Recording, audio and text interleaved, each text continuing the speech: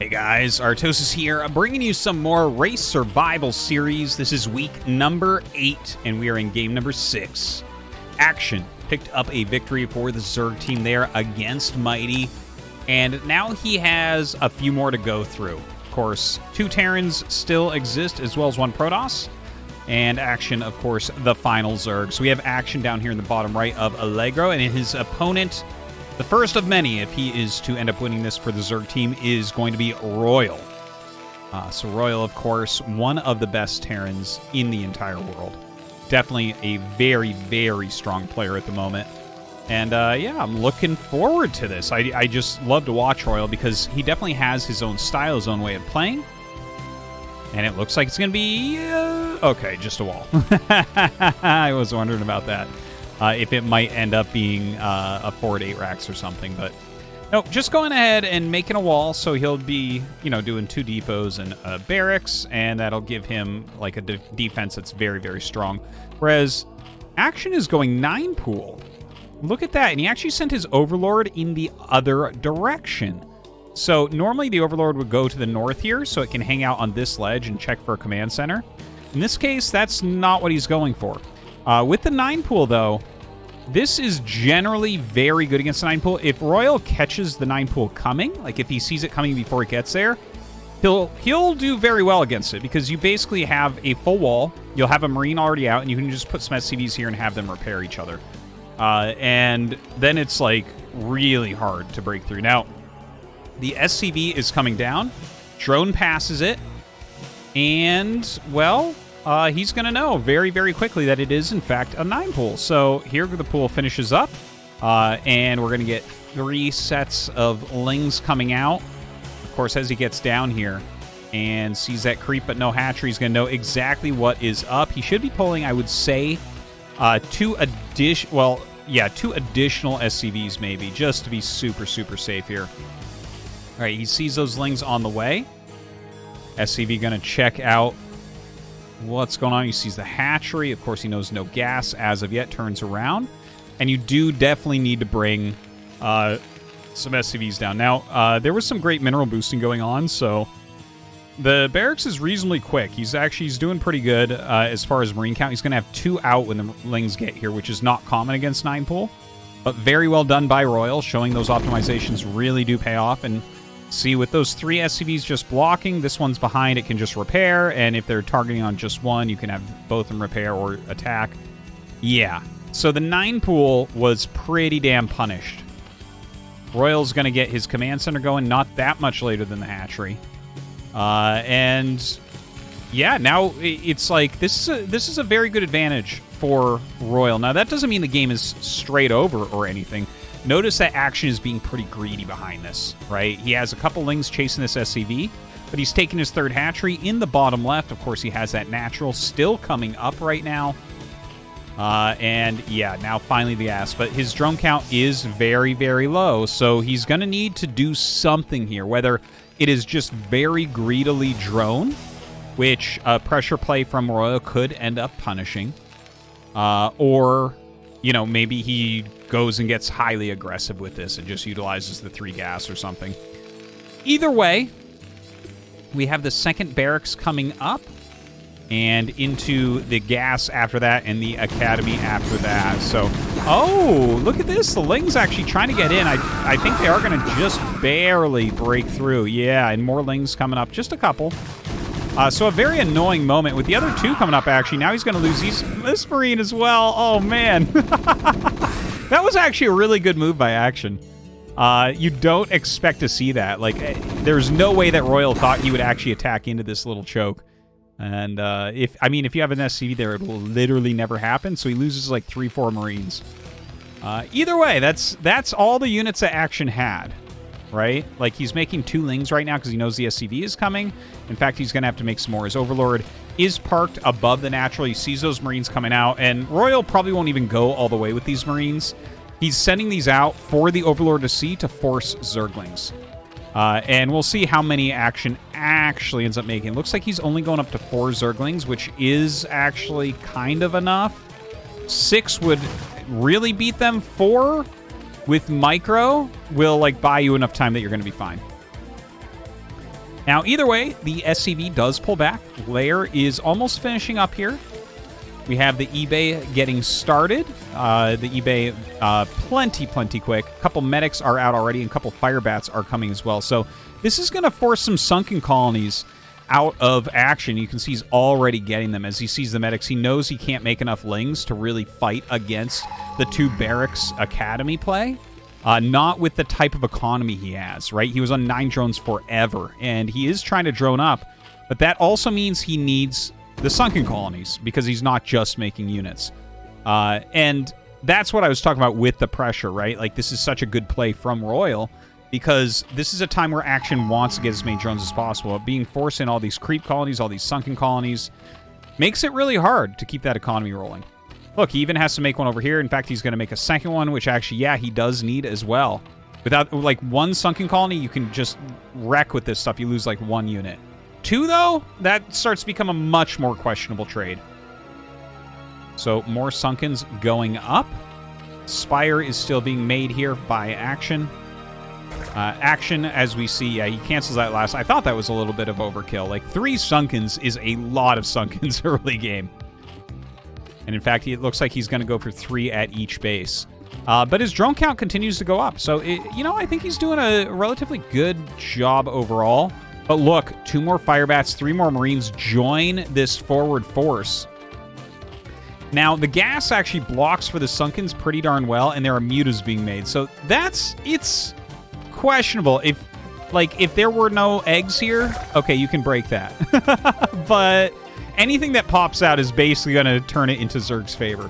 So back Royal goes. And it seems like we have basically had the recovery from Action. And, we saw that he had to kind of skirt the line there, making and canceling sunkens over and over to try to make sure that he was just going to be fine against the incoming aggression. But it all worked out. And his drone count is not too bad at 26. Obviously, he wants to get a little bit more than that. We see him getting Evolution Chamber now, as well as the Queen's Nest, so probably going to go into Crazy Zerg. Royal getting his turrets up. Starport, very quick. Very nice to see. Multiple turrets going up all over the place as well. And now the mutas are going to start coming in. Now, this is always an annoying thing about walls. If the mutas really want to kill your wall, they can. But when they're killing your wall, they're not killing SCVs, so that's always a nice thing. Right, it's a little bit of a trade-off. You got to go build extra depots, but at least your economy is untouched. Now, second starport coming up, as well as the science facility. This looks really clean and nice for Royal. Oh! Hydralisk Den. Okay, I didn't actually expect this. Oh, this is kind of interesting, right? Because he got the Carapace upgrade, and he got a Queen's Nest. And those two, when you see these two built at the same time, very oftentimes it does go towards Ultras. But he is going to go into Lurkers as well, despite all the static D that he's already purchased. Oh, that's interesting. Okay, cool. Well, I mean, it kind of makes sense for Action when you think about him as a player. Action is known specifically for being really fantastic with Defilers in the late game. So, Defilers pair much better with Lurkers than with Ultras to get into that late game. Like, if you're going Defilers and you went Crazy Zerg, it means that you've already won the game or you're about to lose it. Right? There's no in-between. There's no, okay, we'll now utilize these to battle back. No, it's not like that. Whereas Action in this situation, even if he feels like he's a little bit behind, the Lurker plus Defiler is going to be something he can utilize to try to grind his way right back into it, or just get himself ahead. So yeah, it's interesting. Like, look, we only have 5 mutas as well. So these were kind of a fake. And look how many turrets he forced. There's 4 turrets here, 2 here, 2 here, and a third one even being made. So he's not even completely aware of how few Mutalisks were actually made. Action is definitely using a lot of mind games here. Right, Lurkers being created, Defiler Mound, and Greater Spire. Oh, he cancels the Greater Spire. Okay. You know what? I think maybe he ate an irradiate up there? No, he only had 5 units and we just saw one die, so I guess not. But, I wonder what that was all about. Occasionally you do see people go into that Greater Spire, but it, like, really, I mean, it's a lot of gas to get a few Guardians out. Okay, here comes Royal now. He does have that +1 attack. Multiple Lurkers being burrowed at the Sunken, so that's not really breakable. Yeah, especially when he stacks them and puts the Overlord over the top. Oh, that's kind of cute. Is he going to burrow one on the edge? I've never seen anything quite like that. That would be cool. But Royal going to rotate towards that bottom left. Let's take a look at that base as well. Now, look, he's trying to place the drone directly on top of the Lurkers. This, again, this makes it so that you can't irradiate the Lurkers. You literally can't click on it. You click on the drone if you try to irradiate here. So this drone basically makes it impossible to break. And the fact that they're stacked, even if you could irradiate them, you'd only kill one, even if you have 3 irradiates. You have to wait for the irradiates to actually kill. So a lot of time being bought. Oh my god, and we see Hydralisk speed on the way. This is going to be a really cool game, guys. I am actually pumped. And you know what? It's going to be a long game, too. Because we have Defilers, so already you can't quite end it. Oh god, he's going to try the... yeah, that's not going to work. Oh, he unburrows, and that gets him up the ramp. Crazy moment here. Love to see it. What a bust coming out of Royal. Is he going to be able to actually bust? So he kills several Lurkers. But, yeah, you just got to get out of here. Okay, so a good hold from Action and a cool move as well. You know, when they stack the Lurkers, that is one tactic you can use, is Defense Matrix Firebats to bust them. But one D-Matrix Firebat doesn't kill 3 stacked Lurkers, and it seems like Action thought it did. I don't know. It was kind of a weird... Maybe he thought there must be another one down there. Anyways, some irradiates going down. And like I was talking about, see, we have +1 missiles, and this is +2 carapace now. This is going to be Lurker Hydra Defiler coming out of Action. And as Terran, either you keep unreal pressure on your opponent, or you go mass siege tanks against this. Either way, it makes the game really long because it's like the most indestructible, grindy unit composition that Zerg has in this matchup. You can actually just, like... You can actually be behind on bases and stuff, and you kind of just don't die ever. You use, like, a lot of Plagues, Dark Storm for your Hydras to pick things off, obviously for your Lurkers as well.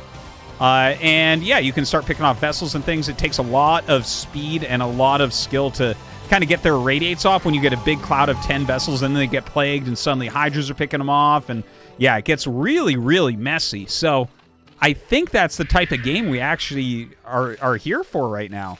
Now, notice the factory is just floating away. So we see the choice being made right now. And the choice is to just stay on SK Terran. In fact, Restoration is on the way. Where is that Academy? Where's that Academy? There it is. Restoration, guys. Something you very rarely see. But that's because he's looking at this and realizing, oh, this is turning into a Plague game. See, the first Plague is being cast. But yeah, that's...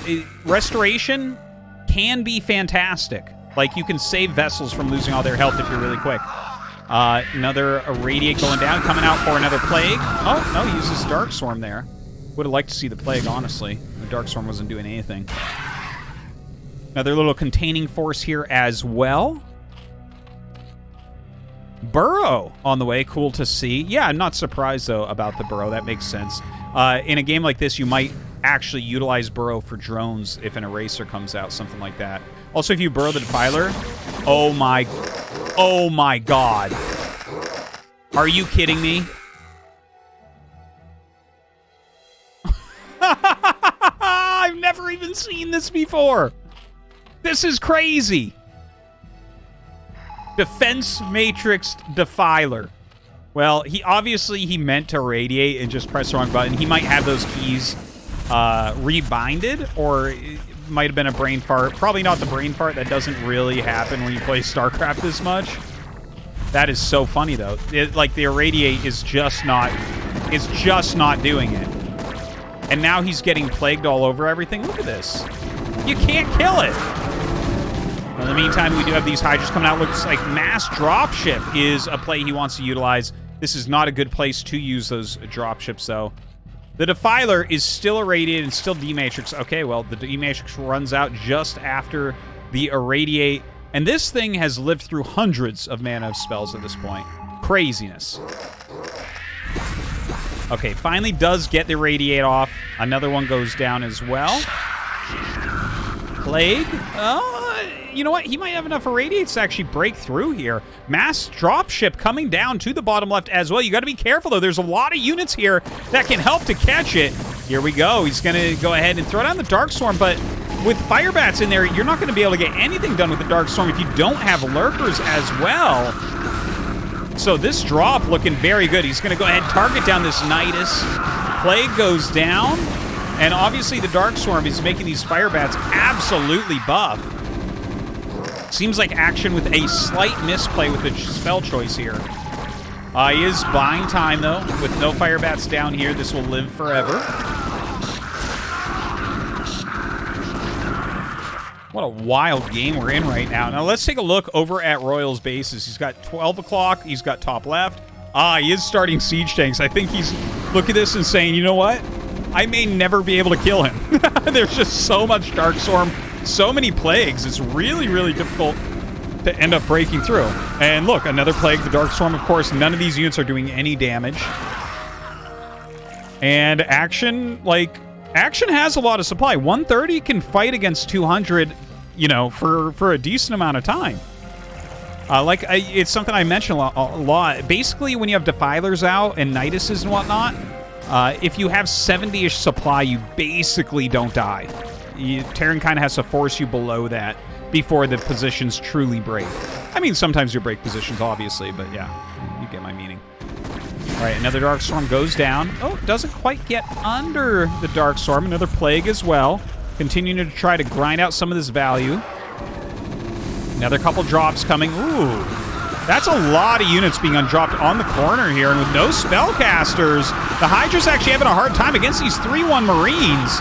Man, imagine if even one Plague had been on that. But it looks like the Bioforce is going to end up winning this. What a ballsy drop. Well, I guess not actually winning it, but efficiency-wise, doing fantastically. I would be happy with that drop. He killed a lot right there. But yeah, that was ballsy. I did not expect to see something quite like that. Now look at this huge flock of vessels. 10 vessels out right now. Action trying to push once again. Now, Action needs a bit more, right? Like, look what's happening here. Adding more factories, that's when you start to get pretty damn scary as Terran, is when you start getting mass siege tanks at another main. You can block this from dying off, and then it's like you get half the map, and your cost efficiency can be insane. So, Action, I feel like the most important thing for him right now is probably taking 6. Other than that, it would be like some sort of push, but it doesn't seem like he can get through. Also, looks like we have Vessel Energy being made as well as Medic Energy, which is not something you see all that often. But actually, in a game like this, Medic Energy is very good. It's a very underrated upgrade that you almost never see. It makes any energy upgrade makes the unit start with 63 energy as opposed to 50. So you just have that extra starting energy. You can bank more as well, up to 250. And yeah, it is certainly helpful. Now, gets in on top of this, kills off the Nidus. Dark Storm goes down, picks off a vessel there, does have to back up. Honestly, I wouldn't mind a huge round of Fire Bats coming out here for Royal. But it's starting to get to the point where it feels like Action doesn't have a lot of options left here. Right? Like, you can see how he's not dead still, even though we've had a maxed out Royal forever, but his supply is falling in comparison to Royals, and he's just unable to get a 5th base up as of yet. Like, there's enough Irradiates going down, enough drops to kind of keep him back, and big enough armies that Action is just having a tough time securing himself more spots.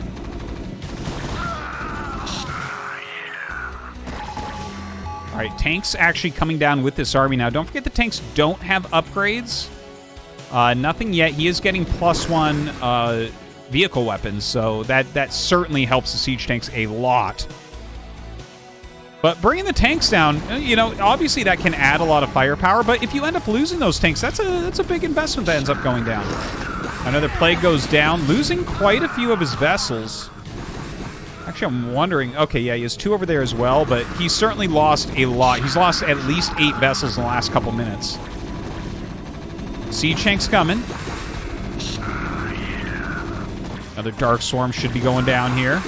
Oh, a little bit late, though. Like, he's having a... Okay, that's a great play. Gets 4 of the Siege Tanks there. Would love to see some restorations. Oh, fantastic.